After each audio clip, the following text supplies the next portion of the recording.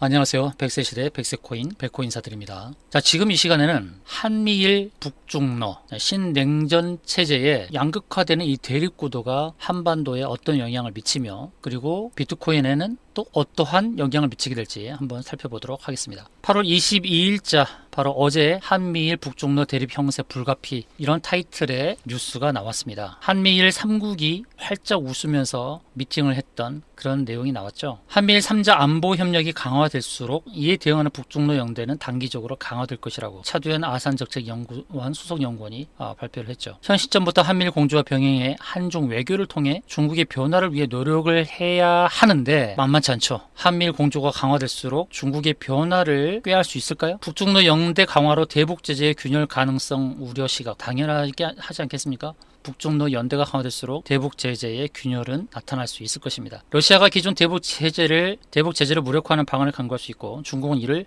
방조, 묵인할 수 있죠. 민주당에서는 이 외교를, 윤 대통령의 외교를 과거 한미일 북중러 구도를 고착화시키고 한국이 이를 국익이 많다고 지적을 하고 있습니다. 전 세계에서는 한미일 협력 강화에 반대하는 세력은 북한, 중국, 러시아 외에는 없다는 비판도 제기되고 있는 상황인데요. 러시아 우크라이나 전쟁에서부터 대부분의 서양 국가들도 전략적 모호성보다는 선택을 하는 상황에서 한미일 협력 강화를 비판하기는 쉽지 않다라는 지적도 있습니다. 한미일 협력 강화를 통해서 얻는 게 있고 또 잃을 것이 분명할 겁니다. 신율 명지대학교 정치외교학과 교수는 일본은 미군 기지가 7개나 있고, 이런 기지들은 대한민국의 유사시 미군이 한국으로 투입되기 위한 전투기지 역할을 할 수밖에 없는 상황, 그래서 한미일 협력 강화로 안보가 강화됐다는 것은 부정할 수 없는 사실이라고 말을 했고요. 중국의 경제 상황이나 국제 정세가 변하고 있는 점도 고려돼야 한다고 강조했습니다. 그동안 국제 관계를 이야기할 때 빠지지 않고 언급된 것이 중국과의 경제 협력이지만, 최근에는 중국의 경기 악화로 대중국 수출이 줄어드는 등 고려해야 할 부분이 그동안의 공식과 달라지고 있다. 그러니까 중국으로부터 얻을 것이 있는 상황에서는 어떤 선택을 주저할 수 있었겠지만, 중국의 경제가 안 좋아지고 있는 상황이고 경기 악화 상황이라서 어차피 대중국 수출은 줄어들 수밖에 없는 상황이었다는 것도 또 감안을 해야 되겠습니다. 자, 이제 과거에 어떠한 흐름으로 이 한미일 동맹이 이어져 왔는지, 때로는 한미일 동맹이 있을 때가 있었고, 또 일본과 대립 구도가 있을 때가 있었고, 다시 정세가 바뀌면서 한미 협력으로 강화되는 이런 흐름이 있는데, 과거의 역사를 살펴보면서 현실을 판단하고 또 미래에 대한 대비를 하는 것이 중요하니까요. 과거의 흐름을 짧게 알아보도록 하겠습니다. 자, 한미일 삼각동맹이 부상하기 시작했던 시점은 1960년대입니다. 당시는 소련의 평창, 그리고 중국의 핵무기 개발, 또 미국의 베트남 전쟁 개입이 초입기에 들어가면서 미국이 한일 관계 정상화를 강력히 요구했었죠. 그래서 1965년도에 한일 협정이 있었고요. 그때 국제 정체는 영원한 적도 우방도 없다는 말을 실감할 수 있었던 것이었죠. 1970년대 들어서는 베트남 전쟁에서 패색이 짙어진 미국이 중국과 소련을 상대로 동시에 대탕트에 나섰고요. 참 아이러니하죠. 미국이 소련과 중국의 손을 잡고 화해 무드를 조성했던 시기가 바로 1970년대였다고 합니다. 그런데 그 당시 일본은 미국보다 앞서서 1972년도에 중국과 수교를 했고요. 미국 역시 1979년도에 대만과 단교를 하고 중국과 관계를 정상화했습니다. 그리고 남북한도 특사 교환과 회담을 통해서 1972년도에 7.4 남북 공동 성명을 채택을 했고요. 당시 70년대의 상황이 그랬다는 겁니다. 남과 북한이 7.4 남북 공동 성명을 채택하고, 미국은 중국과 러시아의 손을 잡았고,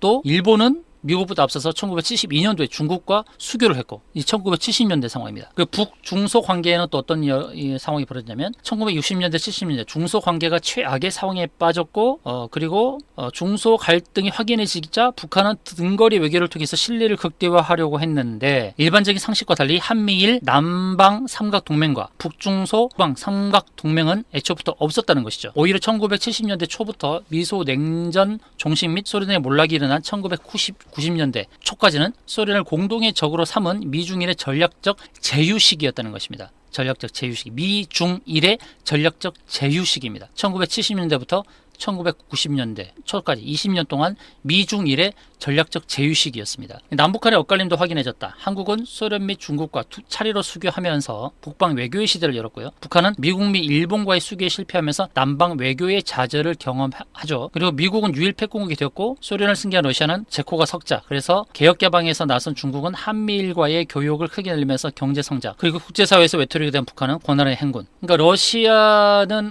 힘이 빠졌고 북한은 외톨이가 된 겁니다. 이 상황이 1970년대부터 1990년대 초반의 상황이었다는 겁니다. 자, 한미일 삼각 동맹에 대한 미국의 미련이 되살아난 시점은 1990년대 말입니다. 자, 미국은 북한 위협로를 빌미로 삼아서 MD, 미사일 디펜스, 미사일 방어 체제를 패권 전략의 핵심으로 삼으면서 한국과 일본의 참여가 필요하다고 여겼죠. 1990년대 말입니다. IMF 전후한 시기입니다. 그때까지 북한은 계속 고립이 됐었고요. 그런데 이제 북한이 핵무기를 개발했잖아요. 핵무기 개발하면서 핵실험을 하자 이제 미사일 디펜스 MD 체제를 중요시 여기면서 미국이 일본과 한국과 일본으로 하여금 동맹을 요구했다는 것입니다. 그런데 김대중 정부는 한일 관계 개선을 추구하면서도 일본의 군사 대국화 움직임에 대해서 강하게 비판했죠. 포용 정책을 폈던 겁니다. 한일 관계도 중시했지만 또 북한과의 관계도 중시했다는 것이에요. 그리고 동북아 평화체제 필요성 역설하면서 그것이 노무현 정부의 대외 정책에도 영향을 줬습니다. 자, 미국의 의도가 쉽사리 관철되지 않았죠. 미국이 한국과 일본은 포섭 대상으로, 북중로는 위협으로 삼으면서 양 진영 간 갈등이 차곡차곡 쌓이기 시작했습니다. 당시에. 자, MD 반대, 중국과 러시아는 MD 반대를 앞세워서 국제질서의 다국화를 추구하기 시작했죠. 그게 1990년대 말부터 벌어지기 시작했습니다. 70년대 초부터 90년대 초까지 미국은 중국과 대탕트 시기를 보였지만은 90년대 말부터 뭔가 변화가 있었다는 것이에요. 미국 주도의 MD가 한미 일대 북중로의 대결을 잉태했다면 MD의 최대 구실이었던 북핵은 동북오의 아에서 사상 처음으로 주요국들이 모두 참여하는 다자회담을 낳았습니다. MD와 북핵의 지독한 역설은 이 지점에서 발견될 수 있었죠. 육자회담은 동북아 상공에 출마하던 신냉전의 유령을 쫓아낼 것으로 기대되었는데요. 한반도 문제 해결뿐만 아니라 동북아 평화 안보 체제도 추구하기로 했기에 더욱 그러했습니다. 그런데 이제 이명박 정부가 들어서면서 뭔가 좀 달라집니다. 자, 이명박 정부 2008년도에 어떤 일이 벌어졌냐면 김정일이 뇌 관련 질환으로 쓰러지죠. 그래서 북한의 붕괴와 흡수통의 실현이 멀지 않았다고 여겼는데요. 이명박 정부는 기다렸습니다. 그래서 2008년도 12월에 육자 회담이 결렬이 되고 말았죠. 이명박 정부가 곧 망할 북한과의 협상을 부질없는 것으로 간주했기 때문이죠. 그래서 2009년도 1월 달에 버락 오바마 행정부가 들어섰는데 조지 W 부시 행정부가 시작한 아프가니스탄 및 이라크 전쟁이 허덕이고 있는 상황이었습니다. 그리고 2008년도부터 금융위기가 강타를 했었죠. 그때 중국이 빠르게 부상하고 있었습니다. 이제 오바마 행정부는 어떤 선택을 했냐면 육자회담 재개보다는 한미일 군사협력에 좀 더 중점을 뒀죠. 육자회담은 이제 중국의 좋은 일이고 부상하는 중국을 견제하기 위해서는 한미일의 결속이 필요하다는 주장을 가졌던 것입니다. 남북한이 이제 엇갈리기 시작했던 거 뭐냐면 이명박 정부 시대 때에 주한미국 대사관이 어떻게 판단했냐면 이명박 대통령은 뼛속까지 친미 친일이라는 취지의 외교 전문을 본국에 보냈고요.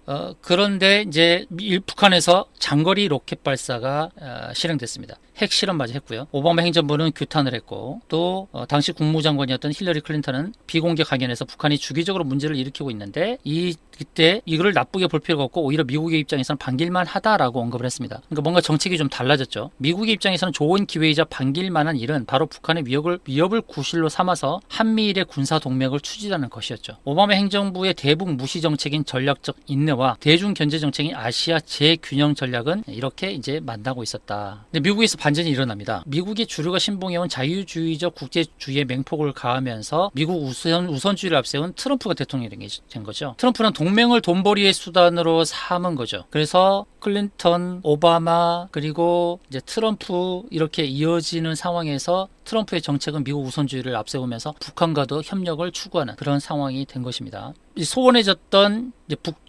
북로 관계가 이제 회복이 되기도 했죠. 중국과 러시아는 2000년대 들어서 미국이 MD 박차에 가니까 관계 회복이 났었고 나토의 동진과 미국의 아시아 재균형 전략에 맞물리니까 반미 연대 수준을 높이고 있었는데 이렇게 이제 대북 제재를 둘러싸고 북중과 북러 관계는 악화되고 있었다는 것이죠. 2018년도에 한반도 평화 프로세스가 개시되면서 북중러 관계는 이제 밀착되기 시작을 했죠. 북러 정상회담을 하지 못했던 김정은이 시진핑 주석과 블라디미르 푸틴 대통령을 연이어 만나게 됩니다. 이 세 나라는 북한의 긍정적인 조치에 걸맞은 대북 제재 해결, 북한의 합리적인 안보 우려 해결 등에 대해 공동의 목소리를 내기 시작합니다. 북중러 관계 회복과 결속이 한미일에 대항하고자 하는 성격은 당시에 아니었다고 합니다. 번지점프를 하듯 대남, 대미 담판에 나선 북한에게 줄을 단단히 잡아둘 두심이 필요했고, 중국과 러시아도 한국 전쟁 이래 최대의 현상 변경 분위기가 고조되던 한반도에서 발언권을 강화해야 할 필요를 느꼈다. 역설적으로 북중, 북러의 관계 회복 동력이 남북, 북미 관계의 대전환 움직임에서 나온 것이다. 자, 전환기 시점은 바로 2019년입니다. 2019년도에 북미 정상회담이 하노이에서 열렸는데 아무 딜도 없게 끝났습니다. 여기서 이제 전환이 벌어지는 게 뭐냐면 북한이 숨어버린 겁니다. 북한이 여기서 사실 실패를 했죠. 북한이 이제 대화의 문을 굳게 닫아 걸어버립니다. 남북 북미 정상회담이 허망한 결과만 나왔다고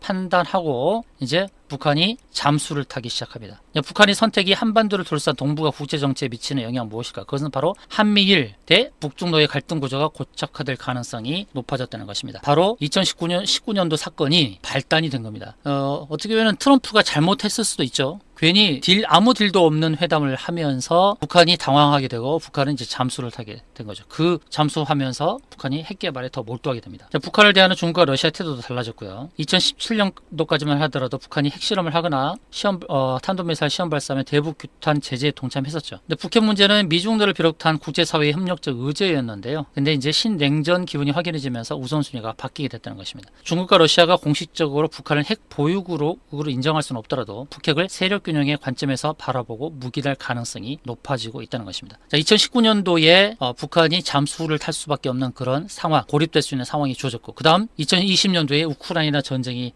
발생하면서 이 전쟁이 장기화되는 그런 상황이 벌어졌죠. 그래서 이러한 상황 속에서 이제 어떻게 보면 우리 정부도 선택의 폭이 좁아질 수밖에 없는 상황이 된 것입니다. 북한은 강경해졌고 또 이런 상황 속에서 북한이 돈을 벌 수 있는 기회가 주어졌습니다. 우크라이나 전쟁을 통해서요. 자, 이제 이 내용이 이제 정리를 하자면 2019년도에 북한과 미국의 회담이 노딜로 끝나면서 북한은 스스로 고립되는 상황이 벌어졌습니다. 그리고 이제 민주당 행정부가 들어서면서 북한의 제재를 더 강화하는 그런 상황이 되었고, 또 미국이 주도하면서 남한과 우리나라 일본과 협력을 강화하라고 촉구하는, 그래서 한미일 안보 협력이 강화되는 그런 형태로 벌어졌고, 그리고 북한이 잠수를 타면서 러시아와 중국이 북한에 손을 내미는 형국, 우크라이나 전쟁이 벌어지면서 우크라이나에서 쓰여진 그 무기, 특히 러시아의 무기가 줄어들자 또 북한에 손을 내미는 이런 형태. 그래서 한미일과 북중러는 자연스럽게 신냉전 체제를 고착화하는 그런 형태가 벌어졌다는 것입니다. 그러다 보니까 이제 북한에서는 뭐합니까? 이제 북미회담이 그렇게 노딜로 끝나버렸고 또 고립된 상황 속에서 무엇을 해야 되죠? 돈을 벌어야 되죠. 그래서 비트코인을 해킹하는 일이 벌어졌고 또 이제 무기 수출을 할 수 있는 절호의 기회를 놓치지 않는다는 겁니다. 그러니까 김정일이 방산 세일즈를 하고 있죠. 김정은은 쇼를 하잖아요. 장갑차까지 운전하면서 우리 무기를 사달라고 하고 있는 거죠. 분명한 것은 이것은 이 무기 수출의 안보리 제재를 받을 수 있는 상황인데도 불구하고 암암리에 북한의 무기가 수출되고 있는 그런 상황에 놓여지는 것입니다. 고체 연료를 사용하는 신형 대륙간 탄도미사일 이것도 이제 일부러 보여주고 있죠. 일부러 보여주고 있습니다. 그리고 러시아 고위 당국자들이 일류신 6EM 항공기가 평양을 다녀가면서 북러 간 무기 수출을 비롯한 군사협력 논의가 빠르게 진행 중일 것이라는 관측이 나오고 있는 거죠. 서로가 무기를 수입하고 수출하는 이러한 거래가 벌어질 수 있다는 것입니다. 당연히 유엔 대북 제재 결의 위반입니다. 그러나 북한은 이미 시리아나 이란 등 미국의 적대적이고 자신들에게 우호국인 나라들을 상대로 비밀리에 무기를 수출해온 것으로 파악이 되고 있습니다. 그래서 이렇게 쇼를 벌이고 있는 거예요. 김정은이 쇼를 벌이고 있습니다. 이 무기 수출에 있어서 중국과 러시아가 암묵적으로 눈을 감아주고 있지 않습니까? 자, 박원곤 이화여대 북한학과 교수가 최근에 KBS 남북의 썰에서 이런 얘기를 했습니다. 한국과 미국과 일본이 한미일 협력을 바라보는 시각이 조금씩 다르다. 미국은 분명하게 중국 견제의 우성적인 비전이 실리고 일본은 이것을 통해서 기시다 총리도 마찬가지 이른바 보통국가가 되고 싶다는 의미를 담고 있고, 한국은 한미일 협력의 가장 우선 목표는 북한 위협에 대한 대비다. 자, 중국 봉쇄에 초점을 맞춘 미국의 세계 전략에 깊숙이 개입하면서 일본과도 군사적으로 밀착해서 중장기적으로는 한미일 군사 동맹화가 진행될 수 있다는 것이죠. 이게 장기적으로 그렇게 나타날 수 있다는 것입니다. 북한은 물론 중국의 강한 반발 속에 핵 등 북한 문제 해결은 멀어지고 군비 경쟁만 심화할 수 있다는 전망이라는 것입니다. 한미일 3국이 군사 동맹 쪽으로 계속 이동하고 가장 우려되는 것은 뭐냐면 남북 간의 분단이 고착화될 수 있다는 것입니다. 고착화될 수 있다. 그래서 북한과의 평화로운 상황의 도래가 더 멀어질 수 있다는 것입니다. 좀 안타깝습니다. 그런데 문제는 뭐냐면 이 한미일 북중러 이런 구도로 가는 것에 있어서의 또 여러 가지 변화가 있는 겁니다. 지정학적으로 한미일 북중러로 간다 하더라도 여러 가지 고려 사항이 있어요. 역학관계 속에서 뭘 고려해야 되냐면, 자, 현재 중국의 위안화의 무역 결제율이 처음으로 달러를 넘어섰다는 내용이 나오죠. 1분기는 49%, 그리고 달러 결제 비율에서 지금 역전이 됐다라는 그런 뉴스가 최근에 나온 겁니다. 위안화 결제율 확대에 박차를 가면서 달러 패권에 균열을 내고 있다는 분석이죠. 자, 위안화를 결제 수단으로 사용한 비율이 49%를 기록했고 사상 처음으로 달러 결제율을 앞질렀다고 밝혔죠. 근데 앞으로는 더 높아질 전망이라는 거예요. 신흥국들은 높은 환율로 인해서 미국 달러에 대한 의존을 줄이고 싶어하는 상황. 더욱이 미국이 달러의 지배적 지위를 이용해 러시아에 제재를 가자 일부 국가들의 경우 자신이 제2의 러시아가 될 수 있다는 판단에 따라 달러 패권에서 벗어나야 된다는 판단을 하고 있다. 그 나라들이 브라질, 베네수엘라, 아르헨티나입니다. 이런 나라들이 위안화 직접 결제 합의를 맺으면서 중남미 국가들의 탈달러 움직임을 부채질하기로 했다. 이런 거죠. 그런데 이 달러 패권이 끝나면은 어떻게 될까요? 달러 패권이 끝나는 것을 미국은 우려를 하고 있을까요? 아니면 용인하고 있을까요? 자, 미국은 달러 패권이 유지되는 것을 진정으로 원하고 있을까요? 자, 달러가 기축통화거든요. 이걸 잘 생각해야 됩니다. 미국 입장에서 달러 패권이 반드시 좋은 것만은 아닙니다. 달러 패권이라고 한다 그러면 이것은 미국은 계속해서 적자국이 돼야 돼요. 무역 적자국이. 달러가 기축통화라는 것은 당연히 무역 적자를 내야 되는 것이거든요. 그만큼 기축통화로서의 자리를 한다 그러면 기축통화국은 계속해서 세계 유동성을 공급해야 되기 때문에 어쩔 수 없이 무역 적자를 내야 됩니다. 그런데 이렇게 무역 적자를 내는 상황이 지속되는 것을 미국은 사실 원치 않습니다. 그래서 왜 미국이 제조업을 미국 본토에 놓으려고 하느냐 이건 뭔가 변화를 주는 것이죠. 제조업만큼 일반적인 국민들한테 준수한 일자리를 퇴직 시까지 보장할 수 있는 대량 일자리를 제공하는 것이 없기 때문에 제조업을 끌어안으려고 합니다. 사실 미국은 서독과 일본에도 기축통화 부담을 같이 지자라고 했는데 일본과 서독이 사실 거부를 했습니다. 왜냐하면 제조업을 놓치고 싶지 않았기 때문이죠. 그래서 이들은 무역자를 계속 내야 한다 그러면서 기축통화국의 부담을 지지 않았다는 것입니다. 그러면 미국 달러 패권이 위기가 되면은 그러면 달러 가격이 떨어집니까? 결코 그렇지도 않습니다. 오히려 달러가 부족하게 됩니다. 유동성 공급이 안 되니까 달러 가격은 더 올라갈 수도 있는 것입니다. 그래서 달러의 지위에 대해서 놓을 수도 없지만 달러 패권을 유지하는 것을 그렇게 미국도 반가워하지 않는다는 것입니다. 그럼 지금 현재 위안화 결제 수단이 많아지는 것 미국이 무조건 막으려고 하느냐? 그렇지도 않다는 겁니다. 오히려 이것을 환영할 수도 있는 거예요. 그래서 양측으로 봐야 되지 한쪽 면만 보면 안 된다는 겁니다. 기축통화를 갖는다는 것의 장점도 있지만 그것에 대한 단점도 확연하게 나타나고 있다는 것을 참고하시길 바라겠습니다. 자, 한편으로는 이렇게 한미일 북중러가 고착화되게 됐을 때에 또 불편한 것이 또 뭐냐면 바로 이겁니다. 일본이 반도체 수출을 규제 강화를 내놨다는 것이죠. 그러면 중국은 반도체가 필요한데 일본이 반도체 수출을 규제를 하게 되면 중국이 불편하게 되죠. 그래서 이런 대립구도가 나온다는 것 자체를 또 중국도 100% 환영하는 상황이 아닌 거거든요. 첨단 반도체가 필요하죠. 북한에 일본의 반도체가 중국에도 필요한 것입니다. 그러니까 이렇게 한다 그러면 중국도 불편하죠. 중국제 반도체 굴기에 큰 타격을 줄 것으로 전망이 되죠. 세계 반도체 장비 시장에서 일본 기업이 차지하는 점유율은 35%, 미국 40%에 이어서 2위가 되죠. 이 규제의 취지는 뭐냐면 반도체가 드론 무기 등 군사적 목적으로 활용되는 걸 막자는 것이지만 이것은 인공지능 그리고 민간 제품 생산에 영향이 불가피하다는 것입니다. 자, 여러 가지 역학관계에서의 그런 맞물리는 현상이 발생하고 있죠. 위안화 결제가 많아지는 것이 그것을 미국이 그냥 용인하는 것일 수도 있다라는 시각도 가지시면 좋겠고, 또 한미일 북중로로 이렇게 신냉전 체제가 구축이 되게 되면 일본도 반도체 수출을 규제하면서 중국에게 불편함을 줄 수도 있는 것입니다. 이렇게 신냉전 체제로 구축이 되는 것 같지만 하지만 물밑에서는 일본과 중국의 그런 수입 수출에 그런 물꼬가 트일 수도 있는 그런 구도도 만들어지고, 또 한국도 마찬가지거든요. 우리나라도 중국과의 그 교류가 완전히 끊어지는 것은 아니죠. 물밑에서 계속 협상이 있으면서 필요한 물자들을 또 서로 주고받는 그런 상황도 도래하는 것입니다. 그래서 현대의 신냉전 체제가 완벽하게 양극 체제로 이렇게 나눠지는 그런 구도라고 보기는 어렵다는 것입니다. 그러나 지금 이제 우크라이나 전쟁이 벌어지는 것은 대리전 양상으로 펼쳐지고 있다라는 것입니다. 미국은 그쪽에다가 무기를 보내면서 무기를 테스트하는 그런 상황이 벌어지고 있고, 또 북한도 한편으로는 이 전쟁을 즐기고 있죠. 무기를 수출할 수 있는 기회가 주어지면서 또 웨어를 획득할 수 있는 기회로 본다는 것입니다. 그렇기 때문에 우크라이나 전쟁은 장기화될 가능성이 높은 거예요. 이런 상황에서 각국이 물려있는 이런 참 민감한 이런 상황 속에서 앞으로 비트코인은 어떻게 되겠습니까? 비트코인은 굉장히 기대가 될 수 있는 상황이 주어진다는 것이에요. 자, 화폐의 조건에 5가지가 있어요. 화폐의 조건. 첫 번째, 썩지 않아야 됩니다. 썩지 않아야 돼요. 자, 썩는 것은 화폐의 조건에 맞잖아요. 그리고 두 번째 조건은 가벼워야 됩니다. 가벼워야 돼요. 그래서 쌀이 화폐가 되게 어려운 거예요. 쌀은 가치에 비해서 엄청 무거우니까요. 세 번째, 분할이 가능해야 됩니다. 잔돈으로 분할이 돼야 돼요. 잔돈으로 분할이 돼야 됩니다. 그리고 대체 가능해야 돼요. 그러니까 5만 원권이 구겨져도 새 지표로 바꿔주듯이 이렇게 대체를 해줘야 됩니다. 그리고 희소성이 있어야 됩니다. 가치가 올라간다고 해서 공급량이 늘어나면 안 되는 겁니다. 이 5가지 조건에 만족되는 것은 무엇입니까? 이 5가지 조건에 부합되는 것은 비트코인입니다. 자, 지정학적 위기, 한미일 북중러로 이렇게 양극화되는 이런 상황 속에서 우크라이나 전쟁을 바라보는 시각, 미국 그리고 러시아, 중국, 일본, 한국, 북한, 이 전쟁이 장기화면 장기화될수록 유리한 나라들은 어디입니까? 상식적으로 판단하면 답이 나올 것입니다. 그래서 장기화될 수밖에 없다는 거예요. 이런 상황 속에서 비트코인의 가치는 어떻게 됐습니까? 그렇게 많은 사람들이 바라는 것처럼 가치가 많이 떨어지진 않을 겁니다. 자, 이 내용들 다시금 살펴보시기 바라겠습니다. 지금까지 영상 시청해 주셔서 감사합니다. 이 영상 마음에 드셨으면 좋아요, 구독 눌러주시면 감사하겠습니다. 다음 영상에서 또 찾아뵙도록 하겠습니다. 감사합니다.